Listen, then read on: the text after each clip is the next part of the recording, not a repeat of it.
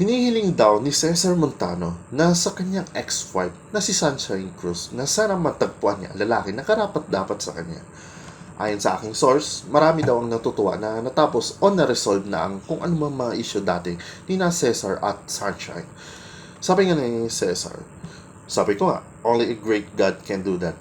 But sabi ko nga, everything that happened in the past, hindi ka magiging ikaw today without that.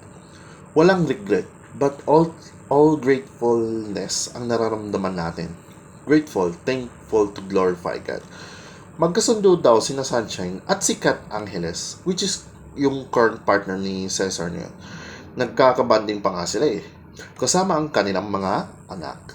Sabi ni Cesar, hinihiling niya na makita ni Sunshine ang tamang lalaki para sa kanya. Well, I hope magkaibigan kami. Wala akong hinahangad kundi makita siyang masaya palagi and have peace of mind. I'm willing to be a part of the solution. Halimbawa, kung makakatulong ba ako doon to give advice as a friend. At yan lang ang balita ko tungkol kina Cesar Montano for today. Ako si JB, Showbiz Report.